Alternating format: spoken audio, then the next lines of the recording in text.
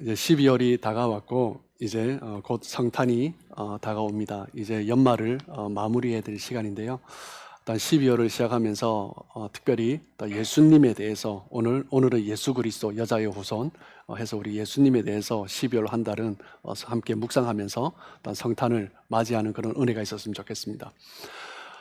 여러분에게 질문을 한 가지 드리겠습니다.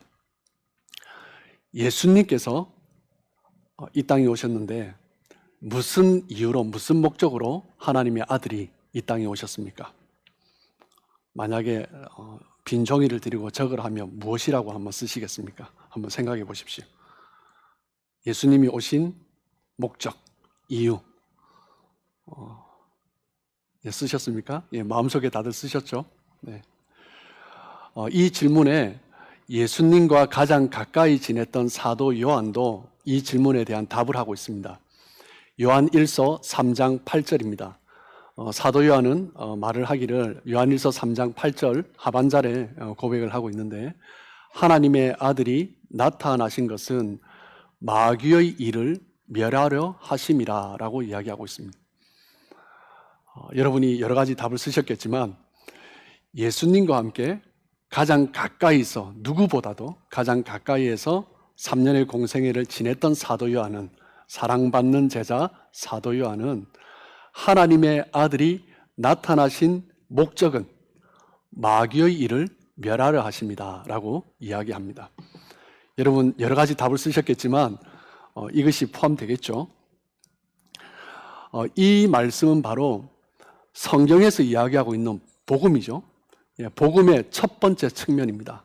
복음을 우리가 여러 가지 면에서 볼 수 있어요. 여러분이 여러 가지 복음의 측면을 쓰셨을 것입니다. 그런데 복음의 첫 번째 측면이 바로 이것이다라는 거죠. 우리의 구속자이신 예수 그리스도께서 이 땅에 오심으로 말미암아 이 복음이 이루어졌고, 그리고 이 복음은 사탄이 이 땅 가운데 저지른 일을 되돌리기 위해서 예수님이 오심으로 말미암아 그 마귀의 일을 멸하시기 위해서 오심으로 말미암아 예수님께서 자신의 그 공생의 삶을 통하여서, 사역을 통해서, 궁극적으로는 죽음과 부활을 통해서 이 마귀의 모든 일을 멸하신 것입니다. 이 복음이 가장 성경에 먼저 기록된 곳이 어디입니까? 오늘 우리가 함께 읽은 본문이죠. 창세기 3장 15절입니다. 그래서 창세기 3장 15절을 성경에서 첫 번째 기록된 복음이다라고 해서 원복음이다라고 부르기도 하고요, 원시복음이다라고 이야기합니다. 성경에 여러 복음들이 기록되어 있지만 가장 먼저 기록된 복음의 내용이 바로 창세기 3장 15절인 것입니다. 이 창세기 3장 15절은 그리스도께서 오시는 것을 예언하신 말씀이죠. 그리스도께서 이 땅에 오시는 그 모습을 통하여서 그리스도와 여자의 후손과 사탄, 마귀, 뱀의 후손의 갈등이 일어날 것이다. 그것을 바로 이야기하고 있는 것입니다. 창세기 3장 15절 말씀을 우리 다시 한번 보도록 하겠습니다. 내가 너로 여자와 원수가 되게 하고, 첫 번째. 두 번째는 내 후손도 여자의 후손과 원수가 되게 하리니. 그리고 그 결론이 무엇입니까? 여자의 후손은 내 머리를 상하게 할 것이요 너는 그의 발꿈치를 상하게 할 것이라 하시고, 내가 너로 여자와 원수가 되게 하고. 첫 번째, 이 복음에서의 내용은 무엇이냐면, 첫 번째 내용은 하나님과 뱀과 여자, 이 사탄을 상징하는 뱀, 여자의 후손, 하나님의 자손, 그 자손은 원수 관계다라고 선언하고 있습니다. 뱀의 후손과 여자의 후손이, 그리고 여자가 그리고 뱀과 원수가 될 것이다. 두 번째, 내 후손도 여자의 후손과 원수가 되게 하리니. 뱀과 여자가 원수가 되고 그 자손들도 하와의 그 생명이 다한 이후에도 그 자손들이 이 뱀의 후손과 원수 관계가 될 것이다. 그것을 이야기하고 있죠.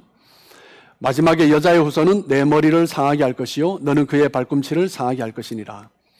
여자의 후손이 뱀의 머리를 상하게 할 것이고, 그런데 뱀의 후손은요 여자의 후손의 발꿈치만 상하게 할 것이다 라고 이야기하고 있습니다. 이 마지막 이 내용이 예수님의 오심으로 말미암아 뱀과 여자의 갈등, 뱀의 후손과 여자의 후손과의 갈등 관계에서 절정이 되는 것입니다. 이 절정의 결론은 무엇입니까? 결국 여자의 후손이 승리하면서 결론 나는 것입니다. 창세기 3장에는 사탄에 대한 언급은 없습니다. 하지만 이 창세기 3장을 인용하고 있는 다른 성경들을 보면 이 창세기 3장의 배후에 있는 존재가 바로 사탄이고 이 뱀이 바로 사탄의 모습으로, 사탄이 뱀의 모습으로 나타난 것이 뱀의 모습으로 사탄이 나타났다라는 것을 말을 하고 있습니다. 사도 바울은 로마 성도들에게 편지를 쓰면서 이 창세기 3장 15절 말씀을 인용해서 전하고 있죠. 로마서 16장 20절 말씀입니다. 평강의 하나님께서 속히 사탄을 너희 발 아래서 상하게 하시리라. 평강의 하나님이 속히 사탄을 너희 발 아래서 상하게 할 것이라. 지금 로마 교회 성도들은 사탄의 그 영향력 아래, 사탄과의 갈등 속에 있다는 것을 암시를 하고 있습니다. 그 사탄과의 갈등이 속히 끝나게 될 것이다 라는 것을 지금 사도 바울은 선포하면서 그리고 로마 성도들을 격려하고 있는 것입니다. 그리고 요한계시록에 보면 이 사탄의 모습이 더욱더 적나라하게, 자세하게 표현이 되어 있죠. 요한계시록 12장에 그 사탄과 여자의 후손과의 그런 갈등이 절정에 달한 장면이 나오고 있습니다. 요한계시록 12장 9절 말씀입니다. 큰 용이 내쫓기니 옛 뱀, 곧 마귀라고도 하고 사탄이라고도 하며 온 천하를 꿰는 자라. 그가 땅으로 내쫓기니 그의 사자들도 그와 함께 내쫓기니라.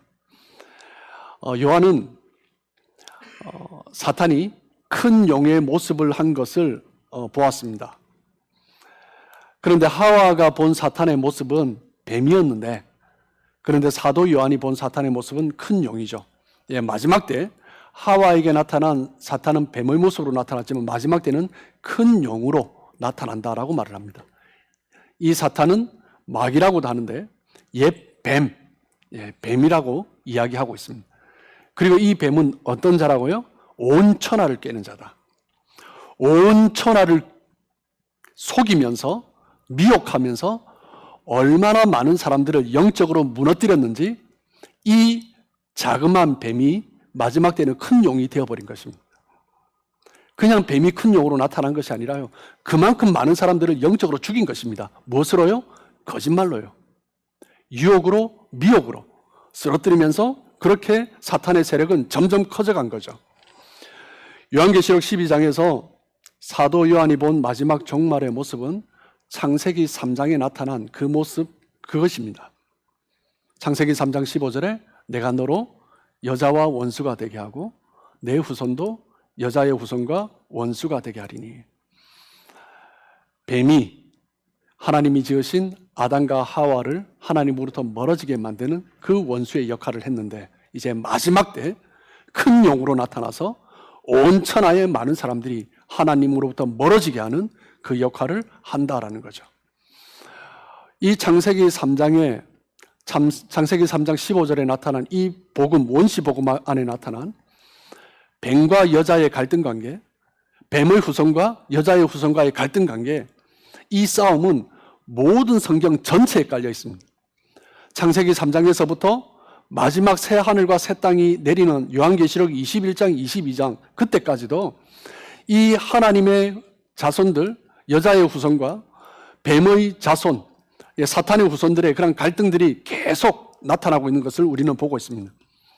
창세기 3장 이후에 4장에 봐도 그 갈등의 초기 형태가 나타나죠. 형제와 형제 사이에 갈등이 있습니다.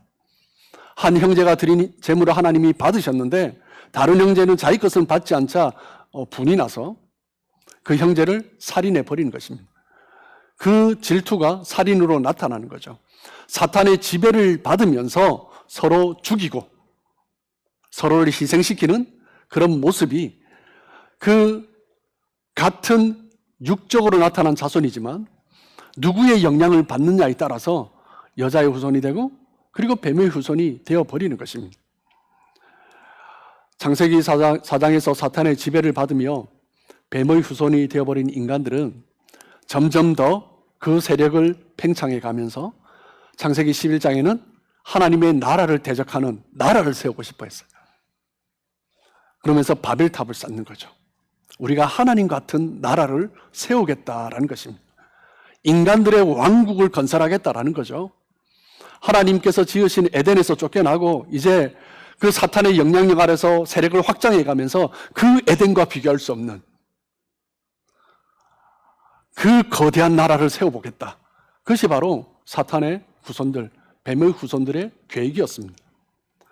그러나 하나님께서는 그 사탄과 그 인간의 연합으로 세우려고 했던 그 왕국을 무너뜨리신 거죠. 그리고 출애굽기에서 나타나는 이스라엘과 애굽의 갈등, 그리고 사사기를 지나며 그리고 왕정 시대를 지나며 이스라엘과 그 이방 나라들, 다윗과 골리앗의 개인의 갈등도 마찬가지로 바벨론과 예루살렘의 갈등, 느부갓네살과 다니엘의 대립, 그리고 신약으로 이어오면서 예수님을 시험했던 사탄과의 대립, 그리고 교회를 핍박하고 무너뜨리려고 하는 사탄, 그리고 하나님의 백성들. 이 모든 대립은 뱀의 후손과 여자의 후손 사이에 일어나는 갈등, 대립, 그 모든 내용들이 그 창세기 15장에 있는 그 복음의 이야기가 깔려 있는 것입니다. 예수님의 공생의 기간에 유대인들은 예수님을 죽이려고 했습니다. 예수님은 그들을 향해서 뭐라고 말씀하십니까? 마귀에서 났다, 마귀에게서 났다라고 말씀하셨습니다. 요한복음 8장 44절입니다. 너희는 너희 아비 마귀에게서 났으니 너희 아비의 욕심대로 너희도 행하고자 하느니라. 그는 처음부터 살인한 자요 진리가 그 속에 없으므로 진리에 서지 못하고 거짓을 말할 때마다 제 것으로 말하나니 이는 그가 거짓말쟁이요 거짓의 아비가 되었습니다. 이 모든 갈등은 창세기 15장에서 시작된 오랜 갈등입니다. 어떤 갈등이에요? 예, 거짓입니다. 맞는 것 같지만 여러분 잘 아시지만 하와가 선악과를 따먹은 이유가 뭐예요? 뭔가 맞는 것 같지만 약간 바꾼 거죠. 지금도 우리 주변에 일어나고 있는 일들입니다. 어떤 갈등이 일어나요? 그런 일이 있었대. 뭔가 하나는 맞는데 틀린 것들이 더 가득한 거죠. 그러니까 사람들이 막 귀를 기울입니다. 여러분, 그런 이야기에 귀 기울이면 어떻게 되는 거죠? 사탄에게 귀를 기울이는 거죠. 사탄에게 귀를 기울이고 그 사실이 사실인지 아닌지도 잊어버린 채 사실은 조금 있고 나머지 거짓이 가득한 이야기를 사실인지를 알고 쫓아가는 것입니다. 그것이 바로 사탄이 아담과 하와를 넘어뜨렸을 때의 모습이고 지금도 여전히 하나님의 백성들을 그렇게 공격하고 있는 것입니다. 예수님이 죽으시고 부활하신 이후에도, 승천하신 이후에도 뱀의 후손은 여전히 교회를 핍박하고 있습니다. 스데반이 순교를 당하고 예수님의 제자들, 베드로는 십자가에 거꾸로 매달리면서 순교를 당하고요. 여전히 하나님의 백성들이 바로 서려고 하면 사단은 유혹하고 거짓으로 넘어뜨리고 쓰러뜨리려고 합니다. 그 대립과 갈등이 여전히 있는 거죠.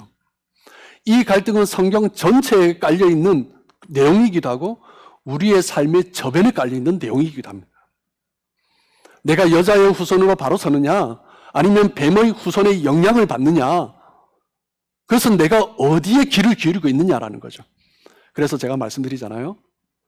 이상한 소리가 들리면 스탑 해야 됩니다. 거기에다 자꾸 귀를 기울이면요 그냥 결국 넘어가는 것입니다. 예수님의 삶과 사역에도 이 갈등이 기본 주제입니다. 예수님도 그러셨는데 우리의 삶은 그렇지 않겠습니까? 여러분의 삶의 주변을 한번 보십시오. 이 갈등의 구조가 기본적으로 깔려 있습니다. 내가 캐치하지 못해도 어느 순간 내가 끌려가고 있는 것입니다. 예수님께도 마귀가 계속 충동질을 했습니다. 사람들은 주님을 대적하며 다가왔고요. 예수님의 제자도 심지어 때로는 마귀에게 이용당해서 예수님을 충동질했습니다. 베드로가 그랬고요. 나중에는 가룟 유다가 그랬지만 뱀의 후손과 예수님이 대립하는 것은요, 마태복음, 마가복음, 요한복음, 누가복음 모든 복음서에도요, 그 모든 장마다 깔려 있는 내용입니다. 여러분, 하물며 우리는 어떻겠습니까? 예, 복음 참 좋죠. 은혜죠. 그런데 우리가 기억해야 될 것은요, 이 복음, 첫 번째 복음은요, 여자의 후손과 뱀의 후손 사이에 갈등이다라는 거죠. 나에게 복음이 있다라는 것은 이 갈등 속에 내가 있다라는 것을 인지하고 깨달아야 한다는 것입니다. 예수님의 가장 가까운 곳에서 3년을 함께했던 노사도, 이제는, 그때는 제일 막내였는데 이제는 백발이 되어서, 아마 예수님이 30세, 33세 그때였는데 예수님께 기대어서 있었던 것을 보면 요한이 그때 20대였을 거예요. 그런데 이제는 그 20대를 예수님과 함께 가장 가까이에서 보냈던 사도 요한이 이제는 백발이 가득한 노사도가 되어서 그 예수님을 기억하면서 쓴 내용입니다. 요한일서 3장 8절에 뭐라고요? 하나님의 아들 예수 그리스도께서 나타나신 것은 마귀의 일을 멸하러 하심이라. 그 이야기는 뭐예요? 그 공생의 3년 동안도 마귀가 가득했고요, 예수님이 죽으시고 부활하시고 승천하신 이후에도 사도 요한이 내가 노년의 사도로서 살아가는 이 시간에도 마귀의 일이 가득하고 있다는 거죠. 하물며 우리는 어떻겠어요? 복음 안에 있다고 안전한 것이 아닙니다. 첫 번째 복음은 갈등을 선언한 것입니다. 태초부터 마지막 날까지 죄 때문에 이 땅은 황무지가 되었습니다. 이 땅에 새하늘과 새 땅이 임해요. 언제요? 요한계시록 21장 22장에. 요한계시록 21장 22장에 예수님이 임하실 그때 전까지는 우리는 황무지에 살아가고 있는 자들입니다. 우리는 천국에 살아가는 자들이 아닙니다. 새 땅에 살아가는 자들이 아닙니다. 황무지에 살아가고 있어요. 사막과 같은 곳에 살아가고 있다는 거죠.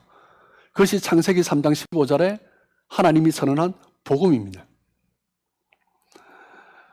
성경 전체가 이 뱀의 후손과 여자의 후손 사이의 갈등에 대해서 이야기를 하고 있습니다.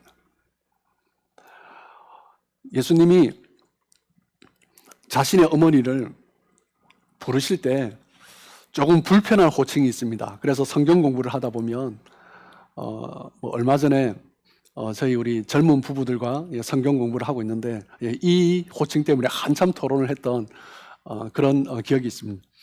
그때 저도 답을 하고 난 다음에도 저도 약간 꺼림직했어요. 그러면서 왜 그럴까? 왜 예수님이 자신의 어머니 마리아를 여자여라고 부르셨을까?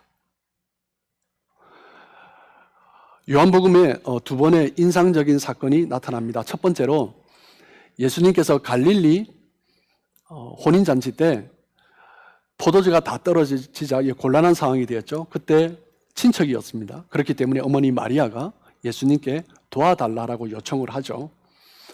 그때 예수님이 뭐라고 대답하십니까? 요한복음 2장 4절입니다. 예수께서 이르시되 여자여 나와 무슨 상관이 있나이까? 내 때가 아직 이르지 아니하였나이다. 여러분 2장 4절만 딱 떼고 보면 무슨 말이에요? 어머니 마리아가 예수님께 포도주가 다 떨어졌습니다. 도와주십시오 라고 했는데 여자여 나와 무슨 상관이 있나이까? 내 때가 아직 이르지 아니하였나이다. 안 하겠단 말씀이죠. 나와 상관이 없단 말씀이죠. 근데 예수님이 물을 포도주로 바꾸셨어요? 안 바꾸셨어요? 예, 바꿨죠. 그러면 이 말의 의미가 뭐냐라는 거죠. 많은 분들이 질문하고 주석을 봐도 주석가들도 이것 때문에 많은 고민을 합니다. 어떤 분들은 좀 시원한 대답을 주시기도 하고 어떤 분들은 이런 말을 쓰려면 왜 주석을 썼을까라는 이런 생각이 드는 주석도 있습니다. 어쨌든 성경에서는 뭐라고 말을 합니까? 이 첫 번째 표적으로 말미암아 예수님은 자기의 영광을 나타내셨다라고 말씀하고 있습니다. 예수님의 영광을 나타내신 거죠. 그리고 두 번째, 예수님께서 여자여라고 말씀하신 구절은 무엇이냐면 예수님께서 생의 마지막 순간 십자가 위에서 죽으시기 직전에, 운명하시기 직전에 예수님께서는 십자가 위에서 제자 요한을 보시고 어머니를 맡기시면서 말씀하셨습니다. 요한복음 19장 26절입니다. 예수께서 자기의 어머니와 사랑하시는 제자가 곁에 서 있는 것을 보시고 자기 어머니께 말씀하시되 여자여 보소서 아들이니다 하시고, 여자여 보소서 아들이니다. 많은 성경 주석가들이 이 말씀을 주석하면서 이 말씀의 의미를 찾는데 많은 에너지를 썼고, 그리고 어떤 주석가들은 이 참 의미를 찾는데 어려움을 겪고 있는 것을 볼 수 있습니다. 그래서 사람마다 조금씩 다른 해석을 해요. 누가 자기 어머니를 향하여서 여자여라고 말을 하고 있습니까? 영어 성경에서도 woman, 여자라고 표현되어 있죠. 많은 사람들이 말을 하기를 그 당시 문화에서 여자여라고 부르는 것은 존중의 표현이었다. 그리고 어떤 주석가는 말을 하기를 그냥 아무 의미 없이 그냥 여자 중에 하나로 부른 것이다. 이제 떠나실 때가 되었으니, 그렇게 말을 하는 사람도 있습니다. 그런데 분명한 것은요, 성경 어디를 봐도 어머니와 아들의 관계에서 아들이 어머니를 여자여라고 부른 내용은 없다라는 거죠. 아들이 어머니를 이런 식으로 부르지도 않았고, 지금도 유대인들이 그렇게 부르지 않습니다. 그렇다면 사도 요한은 왜 예수님이 어머니 마리아를 여자여라고 부르는 그 장면을 기억해서 썼냐라는 것입니다. 그리고 그 장면을 2번 기록을 하고 있는데, 그런데 또 의미심장한 것은 뭐냐면, 첫 번째, 공생애의 첫 번째 가나 혼인잔치 때 여자여라고 부르시고요, 그리고 공생애의 마지막 순간 십자가 위에서 여자여라고 부르셨다라는 거죠. 그것이 무슨 의미가 있지 않을까? 그때가 어떤 때입니까? 요한복음 2장 4절에 우리가 언급한 것처럼 내 때가 아직 이르지 아니하였나이다 라고 말씀하신 그 때는 어떤 때냐라는 거죠. 물을 포도주로 바꾸는 것 같이 상관없는 것처럼 말씀하시고는 물을 포도주로 바꿔주셨습니다. 그렇다면 내 때가 아직 이르지 아니하였다, 예수님은 거짓말하지 않으시죠? 그러면 그때는 물을 포도주로 바꾸는 그 결혼식의 때가 아니다라는 거죠. 그러면 어떤 때인가?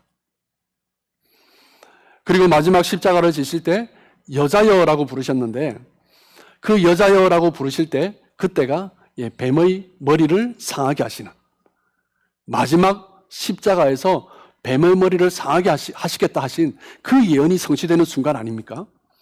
예수님이 자기 자신이 바로 뱀의 머리를 상하게 하는 여자의 후손이다라는 것을 드러내시는 순간이었습니다. 사도 요한은 예수님께서 첫 번째 여자여라고 말씀하신 그때는 아직 뱀의 머리를 상하게 할 때가 아니며,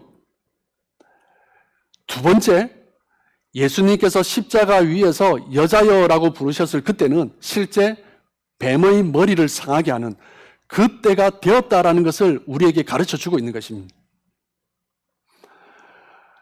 예수님의 공생의 전반에 예수님은 항상 이것을 염두에 두셨습니다. 내 때는 어느 때라고요? 여자의 후손이 뱀의 머리를 상하게 하는 그때라는 거죠. 그래서 사도 요한은 말을 하기를 하나님의 아들이 이 땅에 나타나신 것은 마귀의 일을 멸하기 위해 나타나셨다는 것입니다.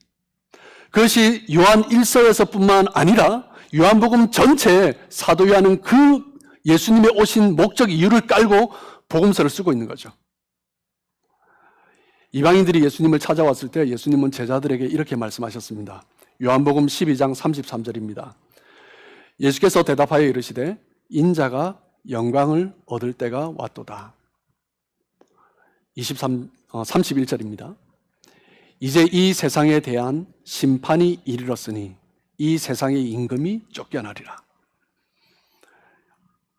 이제 예수님께서 인자가 여자의 후손이, 예수님이 사람의 아들 인자라고 말씀하시는 것은 여자의 후손이라는 말씀 때문이죠. 이제 인자가 여자의 후손이 왔다. 그리고 영광을 얻을 때가 왔다. 그때가 언제라고요? 세상의 임금이 쫓겨날 때다. 뱀의 후손이 머리가 상하게 될 때다라고 말씀하시는 것입니다. 요한복음 12장에 예수님께서 무리들에게 이 말씀을 하시고 이제 13장에 넘어가서 제자들의 발을 씻겨주십니다. 그리고 떡과 잔을 나누어 주시고, 그리고 요한복음 13장 후반부터 14장, 15장, 16장까지 예수님께서 긴 고별 설교를 하십니다. 그런데 그 고별 설교의 중반에 요한복음 14장 31절에 보면 예수님께서 또 말씀하셨는데 또 지키시지 않는 듯한 가나 혼인 때처럼요. 그런 말씀이 있습니다. 요한복음 14장 31절입니다. 오직 내가 아버지를 사랑하는 것과 아버지께서 명령하신 대로 행하는 것을 세상이 알게 하려 함이로라. 일어나라. 여기를 떠나자 하시니라. 여러분, 예수님이 제자들의 발을 씻기시고 떡과 잔을 나누시고 그리고 한참 말씀하신 다음에 성령이 너희에게 올 것이다. 이제 때가 되었다. 일어나라. 가자. 라고 하면 일어나야죠. 제자들 일어나야죠. 예수님도 일어나셔서 가셔야죠. 그런데 말씀드렸지만 15장, 16장 예수님은 장소를 이동하지 않으시고 물리적인 장소 이동 없이 계속 그 자리에서 또 말씀을 이어가십니다. 그렇다면 일어나라. 여기를 떠나자라는 말은 물리적인 공간적인 장소가 아니다라는 거죠. 여기에서 일어나 가자라는 단어는 일상적으로 사람들이 쓰는 일상적인 헬라어 용어가 아니라 군사 용어입니다. 즉 이제 적이 앞에 왔기 때문에 군사들이여 일어나라. 우리가 전진해 가야 한다. 그 이야기를 하신 거죠. 이제 하나님 아버지께서 명령하신 것처럼 그때가 다가왔기 때문에 우리의 대적들이 우리를 향해 다가왔기 때문에 이 대적들을 향해서 그 사탄 마귀의 세력들을 향해서 이제 우리가 일어나서 가야 할 때다라고 말씀하신 것입니다. 이제 여자의 후손으로서 뱀의 후손과의 그 최후의 싸움을 위해서 나아가는 전진을 이야기하신 거죠. 예수님은 지금 전쟁터로 나가자라는 거죠. 그런데 그 전쟁터는요, 예수님의 공생애가 시작될 때부터 예수님이 이미 전쟁터에 들어오셨습니다. 예수님께서 공생애 시작하실 때 성령에 이끌리어 광야로 가셨습니다. 이것은 누가의 표현이고요. 마가는 또 다르게 표현합니다. 마가복음 1장 12절에 보시면 성령이 곧 예수를 광야로 몰아내신지라라고 말씀하고 있습니다. 예수님은 성령에 의해서 이끌리어 내몰리셔서 광야로 가셨습니다. 예수님께서 광야에 가셔서 40일을 금식하면서 시험을 받으신 사건은요, 단순히 사탄에게 시험을 받는, 유혹을 받는 불행적인 사건이 아니라 성령에 의해서, 하나님에 의해서 계획된 거라는 거죠. 공생애를 시작하면서 여자의 후손과 마귀의 후손, 뱀의 후손과의 대립과 갈등이 시작되는 것을 보여주는 사건이 바로 그 사건입니다. 예수님은 둘째 아담으로 첫째 아담이 실패한 그 일을 이루기 위해서 오셨습니다. 그렇기 때문에 예수님은요, 아담이 이 땅에서 하나님께서 지으신 곳을 관리할 때 풍족한 곳이었습니다. 풍성한 곳이었습니다. 첫째 아담은 풍성한 곳에서 하나님의 사명을 시작했습니다. 그런데 둘째 아담은 그 사탄의 세력 때문에 그것을 잃어버렸기 때문에 광야로, 아무것도 먹을 것이 없는 그 광야에서 그 사명을 시작하신 것입니다. 첫째 아담은 그 주변을 돌아보면 짐승들이 가득하잖아요. 그런데 그 짐승들이 마치 여러분들이 집에서 키우고 있는 강아지처럼, 고양이처럼, 애완동물처럼 말 잘 듣는, 얌전한, 잘하는 그런 짐승들이었습니다. 그런데 둘째 아담, 예수님 곁에는 어떤 존재들이에요? 사람들조차도 야생동물처럼 매섭게, 사납게 공격하며 달려드는 그 존재들 속에서 예수님은 공생애를 시작하신 것입니다. 첫째 아담의 죄로 말미암아 우리가 누릴 수 있는 그 풍성한 것들, 그 축복들을 다 잃어버리고 이제 둘째 아담은 그 아무것도 없는 광야 속에서 대립과 갈등 속에서 공생애를 시작하신 거죠. 예수님이 거라사 지방으로 가셨을 때 더러운 귀신을 만나십니다. 그 더러운 귀신이 얼마나 힘이 셌는지 전에는 쇠사슬로 막 묶어두었어요. 그런데 어느 순간부터 그것도 끊기 시작하는 것입니다. 그래서 아무도 통제할 수가 없게 되고 쇠사슬로도 더 이상 묶어둘 수가 없는 상태가 되었습니다. 그 모습을 보면 그 광야의 무덤 가운데서 야생동물처럼 지내고 있는 그런 존재였습니다.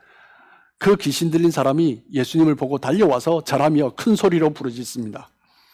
그때 예수님이 너 이름이 무엇이냐라고 물으시죠. 그때 이 귀신 들린 사람이 뭐라고 대답해요?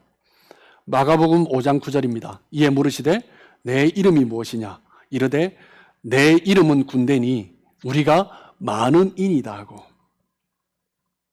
여러분, 당시 로마 군대식으로 표현하면 이 리전, 군대라는 의미는요, 군인들이 몇 명이냐면 4,000명에서 5,000명을 이룰 때 이 군대 리전이라는 단어를 씁니다. 그런데 참 놀랍죠? 이 한 사람에게 이 한 사람이 뭐라고? 군인이 마귀가 4,500마리의 그 마귀가 여기에 들어와 있냐라는 것입니다. 아무리 건장한 남자라 할지라도 뭐 마귀 하나면 충분히 뭐 자기 마음대로 할 수 있지 않겠습니까? 뭐 마귀 둘, 셋, 일곱 뭐 이 정도만 해도 충분하죠. 그런데 이 사람 하나를 무너뜨리기 위해서 수천 마리의 마귀가 거기 들어와 있냐라는 것입니다. 이 한 사람을 무너뜨리기 위해서 그 마귀들이 왔냐라는 거죠. 아니요, 그렇지 않습니다. 무엇 때문에요? 예수님이 그 자리에 계시기 때문입니다. 예수님이 이제 공생애를 시작하셨기 때문이죠. 그 사람에게 들어간 그 귀신들의 궁극적 목표는 이 사람이 아니라 바로 예수님인 것입니다. 예수님의 사역을 망치는 건 그것이 바로 그 사람에게 들어가 있는 마귀들의 궁극적인 목표이죠. 그래서 지옥에 있던 귀신들이 예수님이 세례를 받으시고 그리고 광야에서 시험 받으시고 그 사탄의 유혹도 물리치시며 공생애를 시작하시자 지옥에 있는 귀신들이 때로 몰려 나온 거죠. 그렇기 때문에 전에는 쇠사슬로 제어할 수 있었던 그 사람을 이제는 쇠사슬로도 제어할 수 없는 그 강력한 힘을 가진 귀신 들린 사람으로 변하게 된 것입니다. 무엇 때문에요? 예수님 때문입니다. 복음서에 귀신이 들린 사람이 많이 등장하는 이유는 물론 지금도 저희 어릴 때도 귀신 들린 사람이 있었죠. 그런데 성경에는 너무나 많습니다. 무엇 때문에요? 그 당시에 그렇게 많았기 때문에 아니요, 그렇지 않습니다. 그때가 특별히 많았습니다. 왜요? 예수님 때문이죠. 예수님이 거기에 계시니 예수님이 공생애를 시작하시니 귀신들이 막 쏟아져 나오는 것입니다. 귀신이 그 땅에 침범한 이유는 무엇입니까? 창세기 3장 15절의 말씀 때문입니다. 여자의 후손이 뱀의 후손의 머리를 상하게 할 것이다. 이 말씀 때문이죠. 이 말씀 때문에 예수님이 오셨기 때문입니다. 여러분, 예수님이 우리 가운데 역사하시면 누가 몰려와요? 마귀들이 몰려오죠. 우리가 바로 서려고 하면 또 갑자기 마귀들이 몰려옵니다. 그래서 교회가 잘 가다가 또 한 번씩 이렇게 막 쓰러지려고 해요. 왜요? 마귀들이 가만히 안 두거든요. 다윗 왕의 삶이 그렇습니다. 잘 가다가 또 무너지고 잘 가다가 또 무너지고. 왜 그래요? 그냥 두면 안 되거든요. 뭔가 평탄할 것 같으면 마귀들이 쏟아져 나옵니다. 그때 어떻게 해야 돼요? 그 마귀에 끌려가면 우리는 지는 거죠. 그때 우리가 정신을 차리고 바로 서야 합니다. 우리가 하나님 안에서 그 하나님의 인도하신 가운데 그리스도 은혜 가운데 거할 때 마귀들은 당연히 쏟아져 나옵니다. 하나님이 지으신 에덴 동산은 하나님이 보시기에도 너무나 보기 좋았습니다. 그래서 이 마귀가 사탄이 견딜 수 없는 거죠. 그래서 그 영역에 조심스럽게 들어온 거죠. 뱀의 모습으로. 그래서 조심스럽게 가장 사람을 쓰러뜨리기 쉬운 방법이 뭐예요? 말로 꼬우는 것입니다. 뭔가 사실 같은데 약간 거짓을 보태서 이야기하면 제가 보니까요, 19은 다 넘으십니다. 그것이 사실이냐 아니냐 확인도 안 하고요. 그냥 사실 같은데 거짓이 들어오면 다 넘어집니다. 마귀가 그것을 노린 거죠. 하나님은 아담에게 그 동산을 관리하라고 맡겨주셨습니다. 그런데 아담과 하와는 그 하나님이 지으신 동산을 관리하는 동산지기로서 그 책임을 맡은 거죠. 그런데 마귀에게 꼬인 것입니다. 그래서 아담은 실패했습니다. 그러므로 말미암아 에덴 동산은 황무지가 되었습니다. 요한복음 20장 15절 말씀을 보겠습니다. 예수께서 이르시되 여자여 어찌하여 울며 누구를 찾느냐 하시니 마리아는 그가 동산지기인 줄 알고 이르되 주여 당신이 옮겼거든 어디 두었는지 내게 이르소서. 그리하면 내가 가져가리다. 예수님이 부활하신 아침, 이른 아침, 동산지기가 아니면, 로마 군인들 외에요, 동산지기가 아니면 그냥 일반인의 복장을 한 사람이 그곳에 올 이유가 없습니다. 그래서 마리아는 당연히 동산지기라고 생각을 했어요. 첫 번째 아담은 하나님이 맡기신 그 에덴을 지키는 동산지기로서의 책임을 실패했습니다. 두 번째 아담은 예수님은 이 땅을 회복하시는 두 번째 동산지기로 이 땅에 오신 것입니다. 예수님은 뱀의 후손을 멸하여 이 세상을 이기는 승리자로 오셨습니다. 아담이 잃어버린 그 통치권을 회복하기 위해서 예수님은 여자의 후손으로 오신 거죠.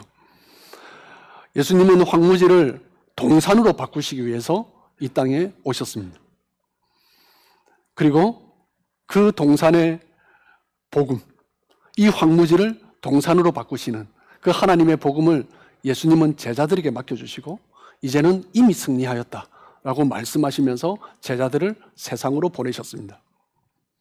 주님께서 우리에게 원하시는 것이 있습니다. 무엇입니까? 황무지를 동산으로 바꾸는 것입니다.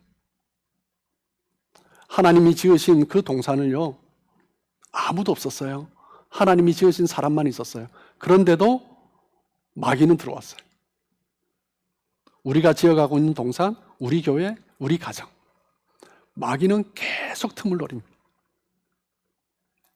거기에 우리는 속으면 안 되는 거죠. 주님은 우리를 통해 하나님이 보시기에 심히 좋은 그 동산을 회복하길 원하십니다. 여러분, 이제 곧 성탄이 다가옵니다. 기쁜 성탄. 이 기쁜 성탄을 맞이하면서 예수님께서 이 땅에 오신 그 이유가 무엇인가? 성탄, 기쁘다 구주 오셨네. 너무 기쁘죠. 그런데 우리가 잊지 말아야 할 것은 예수님이 오신 것은 갈등 때문에 오셨다라는 거죠. 여자의 후손과 뱀의 후손, 이 대립 때문에, 이 대립을 예수님이 오셔서 대립의 절정을 이루기 위해서 예수님이 오셨습니다. 예수님께서 이 땅에 오셨다는 것은요, 우리의 삶 가운데 또 다른 대립, 갈등이 지속되고 있다는 것입니다. 우리는 그것을 잊지 말아야 합니다. 성탄을 우리가 맞이할 때마다 기쁘게 예수님 오심을 맞이하지만 우리가 또 잊지 말아야 할 것은, 예수님 오셨다. 이제 사탄이 때로 몰려오겠구나. 우리는 그것을 잊지 말아야 합니다. 황무지로 변해버린 이 땅을 예수님은 회복하시기 위해서 오셨습니다. 그 회복을 우리가 누리길 원하십니다. 아담과 하와처럼 그렇게 어리석게 사탄 마귀의 그 말에 귀 기울이는 것이 아니라, 그래서 제가 말씀드리잖아요. 무슨 문제가 생기고 말이 돌면 그냥 입 다물어라 하라고, 그리고 하나님 앞에 나가라고. 그것이 하나님께서 원하시는 거죠. 여러분, 예수님이 이미 사탄의 머리를 상하게 하셨습니다. 사탄은 마지막 발악을 하면서 거짓으로 우리를 미혹합니다. 그 사탄의 거짓말과 유혹에 우리의 마음과 생각을 빼앗기지 마시고, 우리를 승리케 하시기 위해 이 땅에 오신 그 예수님만, 그 주님만 붙들고 의지하심으로 회복의 성탄, 승리의 성탄 되시길 주님의 이름으로 축복합니다.